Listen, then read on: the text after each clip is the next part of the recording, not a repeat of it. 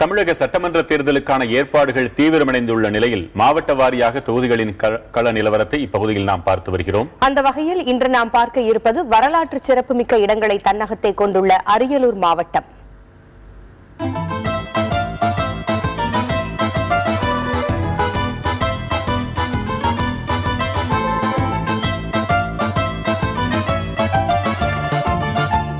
பெரம்பலூர் மாவட்டத்திலிருந்து சில பகுதிகளை பிரித்து 2001ஆம் ஆண்டு அரியலூர் மாவட்டம் உருவாக்கப்பட்டது. பின்னர் 2002ஆம் ஆண்டு வருவாய் சூழலை கணக்கில் கொண்டு பெரம்பலூருடன் மீண்டும் இணைக்கப்பட்டது. அதையடுத்து சுமார் 5 வருடங்களுக்கு பின்னர் மீண்டும் 2007ஆம் ஆண்டு அரியலூர் மாவட்டம் தனியாக இயங்கும் என அறிவிக்கப்பட்டது. 1949 சதுர கிலோமீட்டர் பரப்பளவு கொண்ட இந்த மாவட்டமானது அரியலூர், செந்துறை மற்றும் உடையார்பாளையம் ஆகிய 3 வருவாய் வட்டங்களை உள்ளடக்கியது. அரியலூர் கடல் பகுதியாக இருந்து நிலப்பரப்பாக மாறிய பகுதியானதால் இங்கு கடல் படிமங்கள் அதிகமாக காணப்படுகின்றன. மேலும் டைனோசரின் முட்டைகளும் இங்கு படிமங்களாக கிடைத்துள்ளன.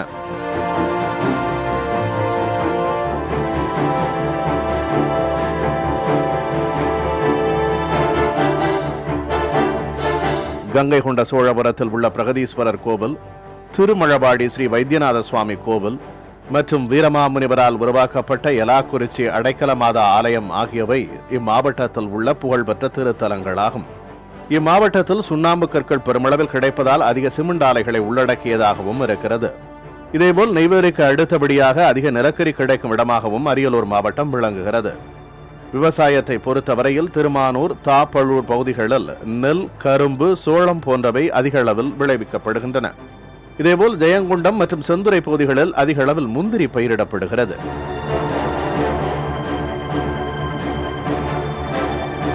(2008ஆம் ஆண்டு தொகுதி மறுசீரமைப்புக்கு முன்னர் அரியலூர், ஜெயங்கொண்டம் மற்றும் ஆண்டிமடம் என 3 தொகுதிகளை உள்ளடக்கியதாக இருந்தது இந்த மாவட்டம். ஆனால் தற்போது ஆண்டிமடம் தொகுதி நீக்கப்பட்டு அரியலூர், ஜெயங்கொண்டம் ஆகிய 2 சட்டமன்ற தொகுதிகளை கொண்டுள்ளது. இம்மாவட்டத்தின் மொத்த வாக்காளர்களின் எண்ணிக்கை 5,89,386. இவர்களில் ஆண்களின் எண்ணிக்கை 2,92,322, பெண்களின் எண்ணிக்கை 2,97,064. அரியலூரை விட ஜெயங்கொண்டம் அதிக வாக்காளர்களை கொண்ட தொகுதியாக உள்ளது. கடந்த 2011ஆம் ஆண்டு சட்டமன்ற தேர்தலில் அரியலூர் தொகுதியை அதிமுகவும், ஜெயங்கொண்டம் தொகுதியை பாமகவும் கைப்பற்றின.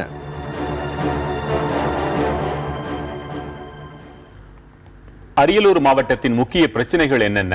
எதன் அடிப்படையில் அரியலூர் மாவட்ட மக்கள் வாக்களிக்க போகிறார்கள்? கள ஆய்வில் கிடைத்த தகவல்களை இனி பார்க்கலாம்.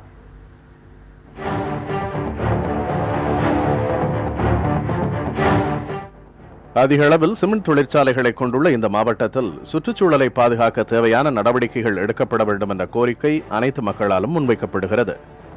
அரியலூர் தொகுதியை பொறுத்தவரையில் நீர்நிலைகளை தூர்வார வேண்டும், நகர்ப்பகுதியில் பாதாள சாக்கடை திட்டத்தை விரைந்து நிறைவேற்ற வேண்டும் என்பவை முக்கிய கோரிக்கைகளாக உள்ளன. அரியலூர் மாவட்டம் குருவாடி கிராமத்தில் உதயமாக இருந்த பொன்னாறு வாய்க்கால் சரியாக தூர் வாடுறது கிடையாது. சீமை கருவேலை 2 புறமும் மண்டி கிடக்குது. பேரளவில் தான் தூர் வாடுறாங்க. இது முறையாக தூர் வாரணும். தடுப்பணை நிரந்தரமாக கட்டி தண்ணி அந்த பொன்னாறு கால்வாய்க்கு திருப்பி விட்டா இந்த கால்வாய் விவசாயிகளுக்கும் பாசனம் பெறும், எங்களுக்கும் நிலத்தடி நீர்மட்டம் உயரும், குடிநீர் பிரச்சனை நீங்கும், விவசாய பிரச்சனை நீங்கும். சென்னை தேசிய நெடுஞ்சாலையில் போக்குவரத்து ரொம்ப அதிகமாக இருக்குது. அதுக்கேற்ற மாதிரி சாலை பார்த்தீங்கன்னா உங்களுக்கு 2 வழிச்சாலையாக தான் இருக்குது. எங்களுக்கு 4 வழிச்சாலையாக அமைத்து தந்தீங்கன்னா எங்களுக்கு போக்குவரத்துக்கு இடையூறு இல்லாமல் கொஞ்சம் நல்லாயிருக்கும். அதோட மட்டும் இல்லாமல் இங்கேருந்து விவசாய பொருட்கள் அனைத்தும் கும்பகோணம், அது மாதிரி தஞ்சாவூர், அது மாதிரி போகிற மாதிரி தான் இருக்குது. இங்கே அணக்கரைன்ற ஊர் இங்கேருந்து ஒரு 10 கிலோமீட்டரில் இருக்குது. அங்கே பாலம் ஒரு வழி பாதையாக இருக்குது. அதோட கனரக போக்குவரத்து அங்கே அனுமதிக்கிறது இல்லை. இது போகிறதுனால எங்களுக்கு சுற்றிட்டு போகிறதுனால ஒரு 100 கிலோமீட்டர் கூட வருது. அதோட விலைகள் எங்களுக்கு வாடகை எல்லாம் கட்டுப்படி ஆக மாட்டேங்குது. அதெல்லாம் அரசாங்கம் விரைந்து நடவடிக்கை எடுத்து எங்களுக்கு விரைவில் 4 வழிச்சாலை அமைத்து தருமாறும், அணக்கரை பாலத்தை புதிதாக கட்டி தருமாறும் கேட்டுக்கொள்கிறோம். பாதாள சாக்கடை திட்டம் ஆரம்பித்து 7 வருஷம் ஆச்சு. இதுவரையும் எந்த செயல்பாடும் இல்லாமல் அப்படியே இடப்பில் கிடக்கிற மாதிரி கிடக்கு. அதனால் எந்த வார்டுலேயும் நல்ல ரோடே இல்லாமல் மிக மிக மோசமான நிலையில் அரியலூர் பகுதி இருந்துக்கிட்டு இருக்கு. பாதாள சாக்கடை திட்டம் வந்து 8-9 ஆண்டுகள் ஆச்சு. நல்ல ரோடாக இருந்தது. நல்ல ரோட்டை வெட்டி போட்டு பாதாள சாக்கடை பேரில் வீணாக்கிட்டாங்க. அது ஏன் சரின்னு கேட்கும் போனால் ஆளுங்கட்சியில் இருக்கும்போது இது நகராட்சி திமுக சேர்ந்தது, அவங்களுக்கு கேளுங்கிறாங்க. திமுக கேட்கும்போது அவங்க எம்எல்ஏ கேளுங்கிறாங்க. போட்டி போட்டுவிட்டு நகரத்தையே வீணாக்கிட்டாங்க. தமிழ்நாட்டிலேயோ தலைநகரம் அரியலூர் மாவட்டத்தில் மாவட்ட தலைநகரம் ரொம்ப மோசமாக இருக்குன்னா அது இங்கே மட்டும்தான் இருக்கும். அரியலூர் மருத்துவமனை தரம் உயர்த்தப்பட வேண்டும், ஒருங்கிணைந்த நீதிமன்றம் கொண்டு வரப்பட வேண்டும் என்பவையும் மக்களின் கோரிக்கைகளாக இருக்கின்றன. அரியலூரில் மாவட்ட தலைமை மருத்துவமனை எந்த விதமான அடிப்படை வசதிகளும் இல்லாமல் செயல்பட்டு வருகிறது. இரவு நேரங்களில் விபத்து ஏற்படும் போது இருக்கக்கூடிய சிமெண்ட் ஆலைகளிலிருந்து விபத்து ஏற்படுகிறது. அந்த விபத்து காரணமாக மருத்துவமனைக்கு செல்லும் பொழுது மருத்துவர்களை சரியாக சந்திக்க முடியவில்லை. எந்த விதமான அடிப்படை வசதியும் இல்லை. இரவு நேரங்களில் ஸ்கேனோ எக்ஸ்ரேவோ எந்த வசதியும் எடுக்க வாய்ப்பு இல்லாமல் மக்கள் அவதிப்படுகின்றனர். அரியலூர் கவர்மெண்ட் ஆஸ்பத்திரி சுத்தமாக சரியில்லை. அங்கே வந்து போதுமான செவிலியர்கள் கிடையாது. அங்கே இங்கே தடுக்கி விழுந்தால் ஆஸ்பத்திரிக்கு போனாங்கன்னா முதல் சிகிச்சை செய்கிற மாதிரி தவிர முழுசு இங்கே வச்சு பார்க்க மாட்டேங்கிறாங்க. உடனடியாக தஞ்சாவூர் அனுப்பிச்சுட்ருவாங்க. இரவு 6 மணிக்கு மேலாம் போனால் எக்ஸ்ரே ஸ்கேன் எடுக்கிறதுக்கு ஆள் இல்லைன்னு சொல்லிடுறாங்க. பாம்பு கடிச்சு வரவங்களுக்குலாம் 20 நிமிஷத்துக்கு ஒரு முறை வந்து டெஸ்ட் பண்ணணும், அப்போ தான் அது கண்டுபிடிக்க முடியும்னு சொல்கிறாங்க. 3 மணி நேரத்துக்கு ஒரு தடவை கூட டெஸ்ட் பண்ணுறது கிடையாது. ஏன்னு கேட்டால் ஆள் பற்றாக்குறைன்னு சொல்கிறாங்க. மாவட்ட காவல்துறை கண்காணிப்பு அலுவலகம் இதுவரை புதிதாக இடமும் தேர்வு செய்யப்படவில்லை. புதிதாக அதற்கான கட்டடம் கட்டுவதற்கு எந்தவித நடவடிக்கையும் எடுக்கப்படவில்லை. அதேபோல் மாவட்ட ஒருங்கிணைந்த நீதிமன்றம் வருவதாக சொல்லி பல்வேறு போராட்டங்கள் வழக்கறிஞர்கள் செய்து பார்த்தோம். ஆனால் இதுவரை எந்தவித நடவடிக்கை எடுக்கவில்லை. ஜெயங்கொண்டம் தொகுதியை பொறுத்தவரையில் அனல் மின் நிலைய பணிகளுக்காக கையகப்படுத்தப்பட்ட நிலங்களுக்கான இழப்பீடு தொகையை உடனடியாக வழங்க வேண்டும் என்பது முக்கிய கோரிக்கையாக இருக்கிறது. அரியலூர் மாவட்டம் ஜெயங்கொண்டம் பகுதியில் நிலக்கரிக்காக 1998ஆம் ஆண்டு சுமார் 10,000 ஏக்கரை கையகப்படுத்தினார்கள். அந்த 10,000 ஏக்கரும் ஏக்கர் ஒன்றுக்கு 25,000 வீதம் பணம் கொடுக்கப்பட்டுள்ளது. ஏக்கர் பணமும் நாங்களும் ஆட்சேபனுடன் பணம் பெற்றுக்கொண்டோம். ஆட்சேபனுடன் பணம் பெற்றுக்கொண்டதால் கோர்ட்டு 2 கோர்ட்டுகள் ஆரம்பித்து அந்த கோர்ட்டு மூலியமாக தற்சமயம் தீர்ப்புகள் வழங்கப்பட்டுள்ளது. தற்சமயம் ஏக்கர் ஒன்றுக்கு 15 லட்சம் 12 லட்சம் என்று தீர்ப்பு வழங்கப்பட்டுள்ளது. நாங்களும் அந்த தீர்ப்பு வழங்கியபடி பணம் கொடுக்க பல போராட்டங்களும் பல முற்றுகை போராட்டங்களும் சாலைகளும் செய்தும் இதனால் வரை பணம் எங்களால் பெற முடியவில்லை. முந்திரி தொழிற்சாலை அமைக்கப்பட வேண்டும், முந்திரியை அரசே நேரடியாக கொள்முதல் செய்ய வேண்டும் போன்றவை அப்பகுதி விவசாயிகளின் முக்கிய கோரிக்கைகளாக இருக்கின்றன. பட்டெல்லாம் உடைச்சி வெளியூருக்கு கொண்டு போகிறதால இங்கே வந்து ரொம்ப நஷ்டம் ஏற்படுற மாதிரி இருக்குது. ஆனால் இங்கே உடையார்பாளையத்திலே வந்து ஒரு முந்திரி ஓட்ட ஃபேக்ட்ரி அமைச்சது வந்தால் ரொம்ப யூஸ்ஃபுல்லாக இருக்கும். மாவட்டத்தில் வந்துட்டு முந்திரி சாகுபடி அதிகமாக இருக்குது. சுற்றி உள்ள கிராமங்களெல்லாம் எங்களுக்கு ஒரு முந்திரி ஓட்ட ஃபேக்ட்ரி ஆரம்பித்து கொடுத்தா நல்லாயிருக்கும்.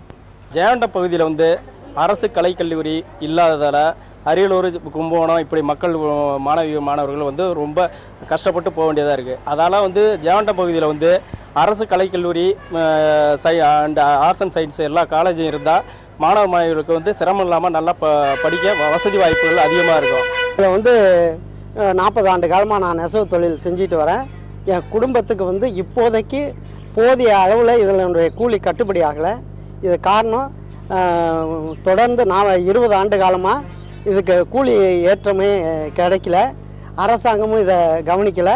தனியார் முதலாளிகள் வந்து எங்களை நசுக்கிற நோக்கத்தோடு அவங்க வந்து அவங்க வளர்கிறாங்களோ ஒழிய எங்களை வளர்கிறதுக்கான எந்த ஒரு இதையும் செய்யலை. இரவு நேரங்களில் அதாவது ஒரு 6 மணிக்கு மேலே இந்த கோவிலை சுற்றி இருளாக தான் சூழப்படும். எங்கும் லைட்டுங்களே கிடையாது. அதனால் வருகிற பக்தர்கள் பலமுறை வந்து திரும்பி போகிறாங்க. அதே போல் இங்கே இருக்கிற டியூட்டி பார்க்குறவங்களுக்கும் அந்த கோவிலை சுற்றி பார்க்குவதற்கு ரொம்ப கஷ்டப்படுறாங்க. காரணம் கோவிலை சுற்றி பின்புறம் போகும்போது நிறைய பூச்சி போட்டுகள் இருக்குது, நடந்து வர கூசப்படுறாங்க. அதை முக்கியமாக லைட்டு செய்து தருமாறு தாழ்ந்த பணியுடன் கேட்டுக்கொள்கிறோம். அரியலூர் மாவட்டத்தை பொறுத்தவரை சிமெண்டால் அதிகம். சுரங்கங்கள் நிறையா தோண்டப்படுகிறது. சுரங்கங்கள் பூரா வறண்டு போயிடுது. இருந்த மரம் பூரா அழிச்சாச்சு.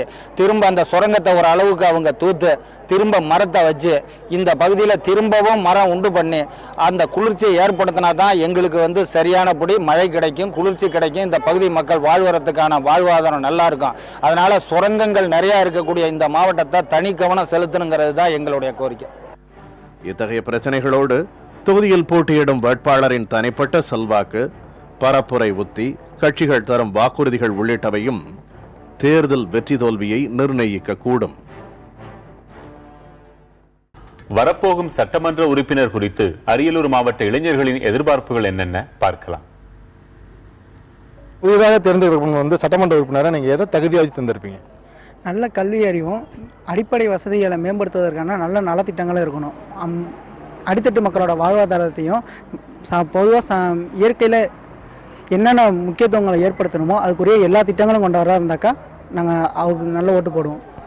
சார் அவருக்கு படிப்பறிவு மெயினாக இருக்கணும் சார். இந்த இன்னொருத்தவங்களை பற்றி படித்தவனும் படிக்காத பற்றி புரிஞ்சுட்டு அவர் நல்லாவே செய்யணும் சார். அதனால் அவர் படித்தவங்களாக இருக்கணும்னு எதிர்பார்க்குறேன் சார். எங்கள் சட்டமன்ற தகுதி ஒரு வேட்பாளராக தேர்ந்தெடுக்கிறவங்களுக்கு கண்டிப்பாக கல்வி அறிவு இருக்கணும். நான் எந்த இனத்தவராக இருந்தாலும் மதத்தவராக இருந்தாலும் அவங்களோட உணர்வுகளை புரிஞ்சுக்கிட்டு அவங்க என்ன ஹெல்ப் கேட்டு வராங்களோ அந்த ஹெல்ப்பை பண்ணுறவங்களா இருக்கணும். Education is must. பிகாஸ் ஒரு மேலிடத்துல கம்யூனிகேட் பண்ணணுன்னாக்கா கண்டிப்பாக நமக்கு எஜுகேஷன் வேணும். அவங்களுக்கு லெட்டர் எழுதுறாங்க, இவங்களுக்கு லெட்டர் எழுதுறாங்க. ஏன்னா சென்ட்ரல் கவர்மெண்ட் ஒரு லாங்குவேஜில் இருக்குது, ஸ்டேட் கவர்மெண்ட் ஒவ்வொரு லாங்குவேஜில் இருக்குது. ஸோ கம்யூனிகேட் பண்ணுறதுக்கு நமக்கு கண்டிப்பாக எஜுகேஷன் வந்து கண்டிப்பாக வேணும். நார்மலாக ஒரு சட்டமன்ற தொகுதிக்கு வேட்பாளராக வரணும்னா நார்மலாக ஒரு டிகிரி ஆச்சும் முடிச்சிருக்கணும். அப்போது டிகிரி முடிச்சிருந்தா தான் நார்மலாக மக்கள் படித்தவங்களுக்கு எப்படி செய்யணும், படிக்காத மக்களுக்கும் கற்றுக் கொடுக்கணும். ஃபஸ்ட்டு கல்வி தான் அவசியம். அப்புறம் வந்துட்டு படிக்காத ஏழை மக்களாக இருப்பாங்க, அவங்களுக்குலாம் வந்து ரொம்பவே ஹெல்ப் பண்ணணும்.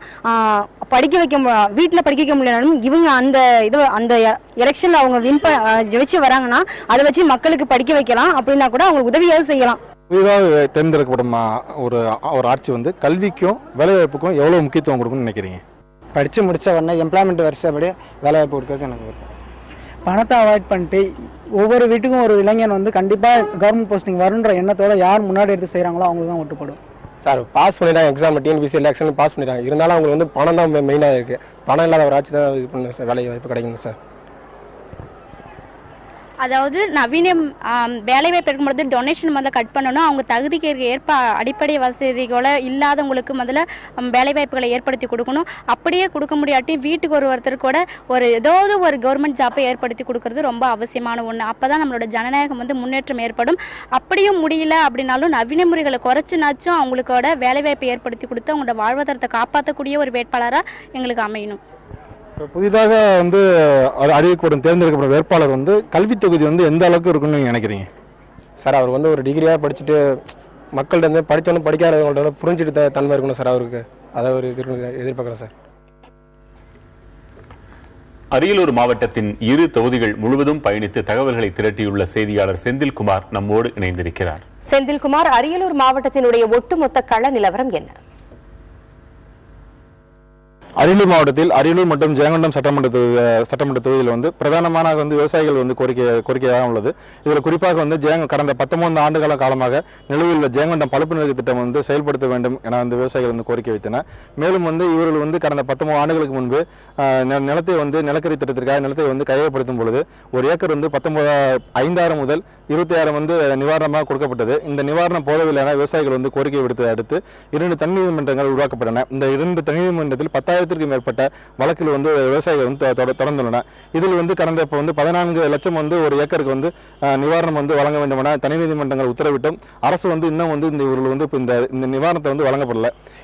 இப்போ வந்து இந்த விவசாயிகள் வந்து குறிப்பாக வந்து எங்களுக்கு வந்து நீதிமன்றம் வழங்கிய கூறிய நிவாரணத்தை கொடுத்து இந்த திட்டத்தை வந்து செயல்படுத்தணும். இல்லைனா வந்து இந்த திட்டத்தை வந்து கைவிட்டுட்டு எங்களுக்கு வந்து கையகப்படுத்தப்பட்ட நிலத்தை வந்து மீண்டும் வந்து எங்களிடம் ஒப்படைக்கணும் அப்படிங்கிற வந்து முக்கிய கோரிக்கையாக உள்ளது.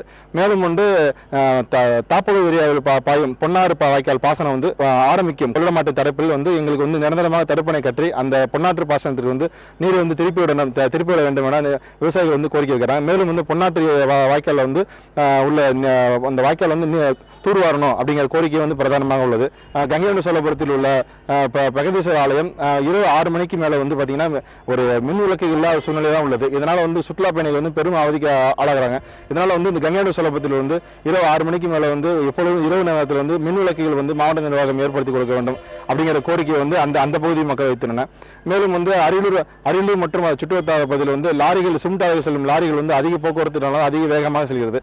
மேலும் வந்து இந்த அரியலூர் அரசு மருத்துவமனை வந்து போதிய ஆள் பற்றாக்குறை மருத்துவர்கள் மற்றும் செவிலியர்கள் இந்த போதுமான ஆள் இல்லாத காரணத்தினால் வந்து மாலை 6 மணிக்கு மேல் வந்து ஒரு விபத்தில் ஏற்பட்டு காயமடைந்து சென்றாங்கன்னா அங்கே ஸ்கேன் எடுப்பதற்கான ஒரு ஸ்கேன் எடுப்பதற்கான ஊழியரும் இல்லாதனால காரணத்தினால் வந்து அவர் வந்து அழைக்கப்படுகிறாங்க. மேலும் வந்து அரியலூர் மருத்துவமனை வந்து தற்பொழுது வந்து ஒரு முதலுதவி மருத்துவமனையாகவே செயல்படுது. எந்த ஒரு விபத்துக்குள்ளான யார் சென்றாலும் அந்த மருத்துவமனைக்கு சென்றாலும் அவர்கள் வந்து ஒரு முதலுதவி அளிக்கப்பட்டு ரெஃபர் டு டாஞ்சூர் அப்படிங்கிற மாதிரி வந்து அவங்க தஞ்சாவூருக்கு வந்து மேல் சிகிச்சைக்கு அனுப்பப்படுகின்றன. இது வந்து இப்போ இந்த வருகின்ற சட்டமன்ற தேர்தல் வந்து அரியலூர் மாவட்டத்தில் ஒரு பொதுமக்களுக்கு முக்கியமான ஒரு பிரதானமாக இந்த கோரிக்கைகளை வைத்து அவர் வாக்களிப்பார் என தெரிகின்றது.